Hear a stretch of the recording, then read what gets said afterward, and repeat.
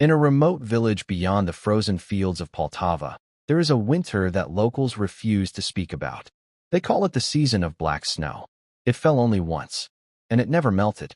I first heard the story from my mother, who heard it from hers. It happened long before I was born, during a winter so cold the wells froze solid and the river split into jagged plates of ice. The snow began normally, soft, silent, endless. But by the third night, people noticed something wrong. It did not shine. It swallowed light. Under the lantern glow, the snow looked gray, then darker, then almost soot-like. Children who played in it returned home with stained gloves. By morning, the entire village was covered in snow the color of ash. But it was not ash. It was heavier, denser, and warm to the touch. That was when the house appeared. No one saw it built. No one heard construction. Yet at the edge of the village, where only an empty field had stood the night before, there was now a wooden house half buried in black snow. Its windows were dark, its chimney unlit, and its doors slightly open. The village council decided to investigate. 5 men walked toward the house at dusk. Only 3 returned. They claimed the structure felt wrong the moment they crossed its threshold. The floorboards were damp, but not from melted snow. The walls smelled of earth, deep earth, like something long buried. There was no furniture, no stove, no signs of habitation, just a staircase leading downward. The 2 missing men had volunteered to go first. The others said they heard them descend, heard their boots against wooden steps. Then silence. Not a scream, not a struggle. Silence so complete it pressed against the ears. When the remaining 3 stepped onto the staircase to follow, the steps beneath them were no longer wood. They were packed soil, and they led deeper than the house should allow. They fled. Behind them, they swore they heard something climbing up. Slowly, carefully, learning the shape of stairs. The black snow continued falling for 7 days. It never drifted, never blew with the wind. It fell straight down, as if poured from above. Livestock began refusing to leave their barns. Dogs howled toward the empty field at night. On the 8th day, one of the returned men vanished. His wife found the back door open, footprints in black snow leading toward the house. But halfway there, the print stopped, as if he had sunk straight down. The villagers gathered with torches. This time, they would burn the structure. But when they reached the field, the house had shifted. Not moved. Shifted. Its angles wrong. Its roof bending inward. The door wider than before. And from inside came a faint sound. Not a voice. Breathing. Heavy. Patient.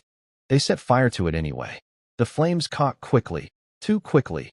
Racing across walls that should have been frozen solid. The black snow around the house began to melt, revealing something beneath. Not soil.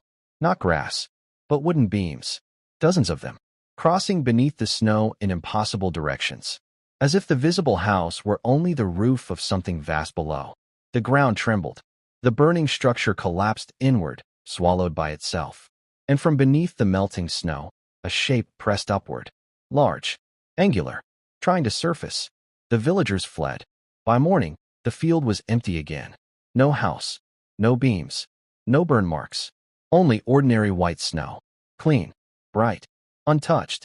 But the 2 missing men never returned. And neither did the 3rd. Years passed. The story faded into cautionary whispers. Until another winter, decades later, when the snow began to darken again. This time, my mother was a child. She remembered waking to silence thicker than usual. Looking outside.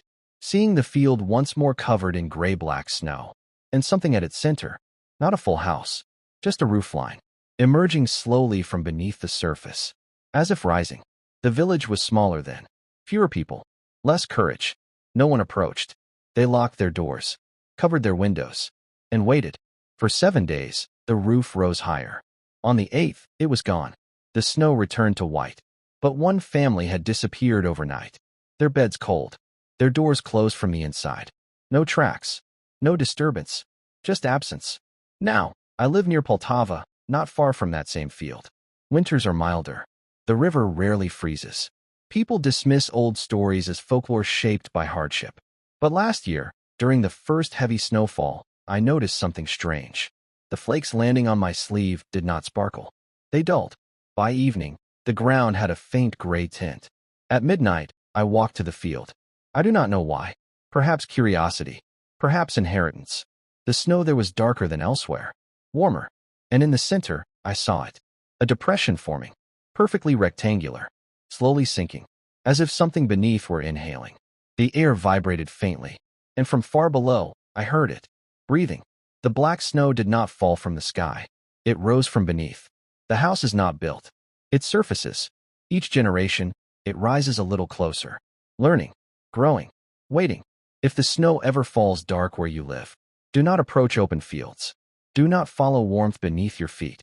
And if you ever see a door standing alone in winter, do not open it, because some houses are not meant to shelter the living. They are meant to return the buried. And when the black snow falls again, it will not stop at the field.